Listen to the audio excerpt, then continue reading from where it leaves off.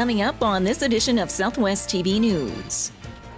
Community stakeholders and other special guests gathered at the Event Center in Swift Current for a special event launching the 10th anniversary celebration of Living Sky Casino. And as the Living Sky Casino marks a milestone here in Swift Current, we take a look at how it all got started 10 years ago. As the temperatures drop throughout the winter months, many individuals are fortunate enough to jet away to exotic locations. And as inviting as this sounds, health officials are reminding you to ensure your travel vaccinations are up to date.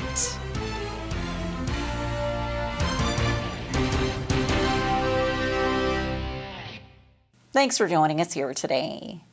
The Living Sky Casino is celebrating 10 years in Swift Current, and it's planned a number of special events for the coming months. Community stakeholders and other special guests gathered at the Event Center in Swift Current for a special event launching the 10th anniversary celebration of Living Sky Casino. The gala evening showcased the fine cuisine offered by the casino's Red Seal chef, ceremonial drumming, and the announcement of numerous events planned over the next 5 months of celebration. The big one that we were very excited about is we're bringing back Mr. Las Vegas to close out everything in February. It'll be just about 10 years to the day that he performed here in the event center, and he's coming back for his show. It's going to be a great night. You know, leading up to that, there's some other items like the Saskatchewan's largest slot tournament is coming to Living Sky, and we're also going to bring a cake decorator from Las Vegas. He's been seen on Ridiculous Cakes. I seen him do an Elvis cake, and he blew my mind, and we've hired him. He's coming in December to make a replica of the casino, so that's going to be exciting. That's going to be fun. Trevor Marion also spoke to the crowd about the impact the Living Sky Casino has made on the community over the last 10 years, from its corporate sponsorship of numerous events to the tune of $2.9 million, 4,600 volunteer hours by casino staff, and salaries of $85 million. However, there have been some hurdles along the way in achieving certain goals. Taking a look at our mandate for First Nations employment, we started with 75% as a mandate to bring in 75% First Nations employees, and we weren't able to hit that. Today we're still only at sitting about 13%. So it's been a struggle and everything else, but we're doing what we can. In terms of patronage, that number one highway is supposed to be the gold mine and everything else. It's starting to be, but we had to get really good and creative at bringing people in because everybody's so used to just closing their eyes and driving through Swift Current. A number of dignitaries were also in attendance to celebrate the casino's 10th anniversary and reflect on the road to getting the project off the ground. Alice Patakin is the former chief of the Niconeat First Nation and played an integral role in the project, as the casino was built on Niconeat land in the city of Swift Current, and she was pleased to be part of the anniversary event. I thought, oh my, time flies. You know, 10 years ago, we did the milestone building this casino. We did the groundbreaking. You know, the 11 chiefs that were involved, the 11 communities in Treaty 4 territory. It was great, and it's still great, and it's getting bigger. Former Mayor Sandy Larson was in office at the time when discussion first began on a casino for Swift Current and saw the project from the ground up to its opening. And says Living Sky helped the city move forward in a positive direction. We were looking for economic development. We were looking for partners, and we found this with Living Sky Casino. We needed a stage for our community events. We needed entertainment for the people of Swift Current. So it's been a fantastic partnership. And as far as the future of Living Sky Casino, General Manager Trevor Marion says the team is already planning for expansion. Just bigger and better. Technology is going to be enhancing a lot more. We may look at different things like expansion in the future. Things are going to look different here in probably 3 years beyond. We've got some big plans to change it out and give a fresh look to Living Sky. The Living Sky Casino in Swift Current was constructed at a cost of $36 million and first opened its doors on December 28th of 2008.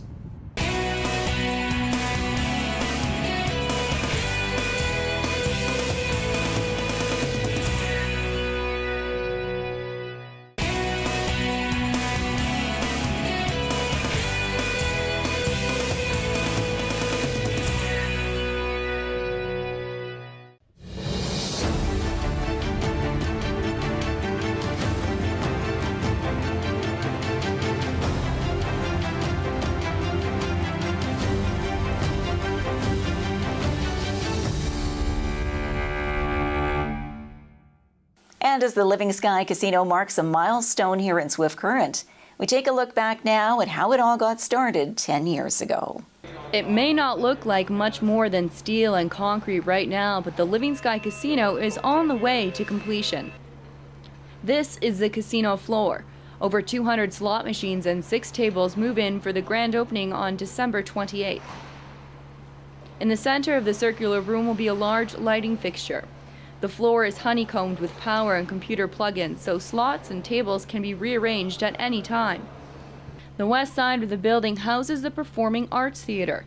Seating 570 people, the center is decked out with state-of-the-art equipment. And, if need be, the back wall can easily be pushed out for a later expansion. After waiting for 39 years, the theater is a long time coming. Paul Razanzoff of the Allied Arts Council is thrilled with the building. It's a great situation. We'll have a full-fledged theater and fully equipped and everything else. So what can one say? One can only say that you're overjoyed with the situation. The casino hasn't come without its challenges. Winter weather slowed construction and it may be months away from opening its doors, but much still needs to be done. On any given day, there are over 80 workers in the casino, from electricians to drywallers to painters, all working towards a December 28th deadline. Hopes are high that the work will be complete. Casino manager Lionel Tatusis says the project is on track. Well, we're really happy with how things are progressing. Construction's coming along. We did a tour with the city here, and they're very impressed. So we're very happy with how things are progressing. Everything's on plan. So far, the casino has hired its management team, but over 200 spots still need to be filled. With vacancy rates so low, finding housing and daycare for prospective employees is difficult. Tatusis says the casino is working with the city to make sure people coming to the region have a place to live. Issue. Obviously, the city's growing, and there's some challenges there. So we're working together with the city and the File Hills Qu'Appelle Tribal Council to get more housing, more daycare, and those types of things for people that are choosing to come to the region. That that it's all available for the staff coming in. Mayor Sandy Larson says the increase in jobs may present some issues with housing, but in the long run, the city will benefit. 225 jobs plus, where we can keep our kids at home here, where they can develop a career. There's going to be career opportunities within the casino business. The spin from here, because naturally there's going to be jobs created in other businesses to support the casino industry. The outside southeast wall will not be finished with stone and wood like the rest of the exterior. Instead, it will remain painted white and ready to be torn down if the casino decides to expand. And as the city grows, the hope is so will the casino. For Southwest TV News, I'm Natalie Collada.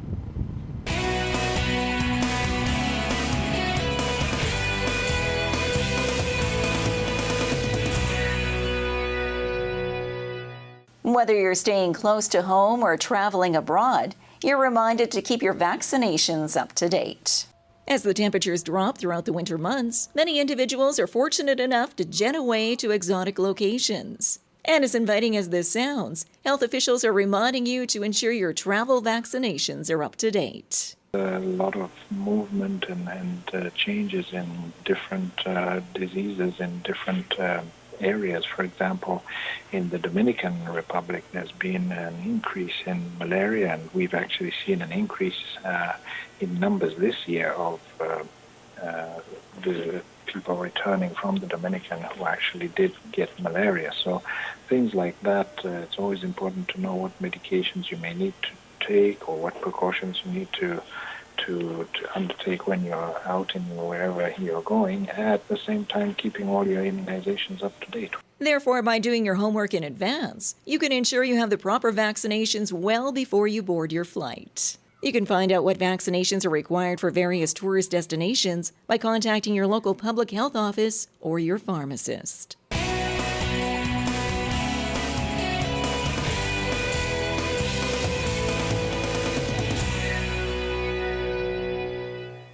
Well, this brings to a close another episode of Southwest TV News, reporting the stories that matter to you. We always welcome your news tips. You can always reach us here by phone at our studio or by email to contact us at southwesttvnews.com. Also, be sure to join us daily online for the latest news from across Southwest Saskatchewan and so much more at southwesttvnews.com. And be sure to follow us on a range of social media. Thanks for joining us here today. I'm Carol Andrews.